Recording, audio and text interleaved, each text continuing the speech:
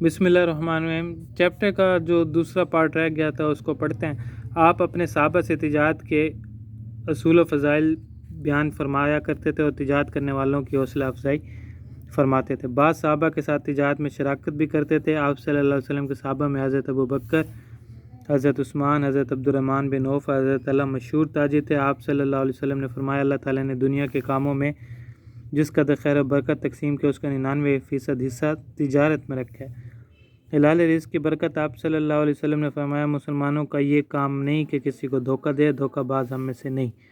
آپ صلی اللہ علیہ وسلم نے فرمایا، جنت میں وہ گوشت مراد انسانی جسم داخل نہ ہوگا جو حرام سے بنا ہو۔ آپ صلی اللہ علیہ وسلم نے یہ بھی ارشاد فرمایا کہ عبادت کے 70 جز ہیں اور ان میں سے افضل ترین کسب حلال ہے۔ ایک دفعہ آپ صلی اللہ علیہ وسلم کی مجلس میں کسی کا ذکر ہوا کہ وہ بہت عبادت گزار ہے، دن میں روزے رکھتا ہے اور پوری رات نوافل پڑھتا ہے۔ آپ صلی اللہ علیہ وسلم نے پوچھا کہ پھر وہ کھاتا کہاں سے؟ صحابہ نے عرض کیا کہ اس کا بھائی کما کر خود بھی کھاتا ہے اور اسے بھی کھلاتا ہے۔ آپ نے فرمایا کہ اس کا بھائی اس سے بہتر ہے۔ درج بالا احادیث سے معلوم ہوتا ہے کہ اسلام بیکاری اور بے روزگاری کا مخالف ہے اور رزق حلال کمانے کو پسند کرتا ہے۔ بصیرت تاجر۔ آپ صلی اللہ علیہ وسلم کی صفات و تعلیمات۔ آپ صلی اللہ علیہ وسلم تجارت میں ہمیشہ سچ بولتے تھے۔ آپ صلی اللہ علیہ وسلم امانت دار تھے، زندگی بھر خیانت کبھی نہ کی۔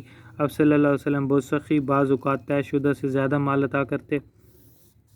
تجارتی سودوں میں آپ صلی اللہ علیہ وسلم جو وعدہ کرتے اس سے ہر صورت پورا کرتے۔ آپ صلی اللہ علیہ وسلم تجارت، لین دین وغیرہ کے معاملات کو ذہانت اور احسن طریقے سے طے فرماتے۔ آپ صلی اللہ علیہ وسلم کبھی خرید و فروخت میں دھوکہ نہ دیتے۔ آپ صلی اللہ علیہ وسلم خوش اخلاقی سے پیش آتے اور قرض داروں کو مہلت دینے والے تھے۔ لین دین میں اگر کوئی سخت لہجہ اپناتا تو برداشت فرماتے اور بحث سے گریز کرتے۔ آپ صلی اللہ علیہ وسلم ناپ تول تو پورا رکھتے بلکہ خریدار کے حقوق کا زیادہ خیال رکھتے اور زائد عطا فرماتے۔ آپ صلی اللہ علیہ وسلم نے سود کو حرام قرار دیا اور سود لینے والے کو اللہ اور رسول کے ساتھ جنگ کا۔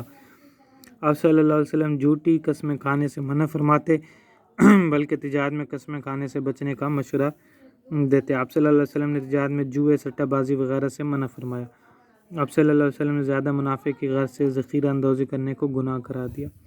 آپ صلی اللہ علیہ وسلم کبھی بھی لوگوں کی مجبوری سے فائدہ اٹھا کر بہت زیادہ منافع نہیں لیتے تھے۔ آپ صلی اللہ علیہ وسلم نے ملاوٹ کرنے سے منع فرمایا۔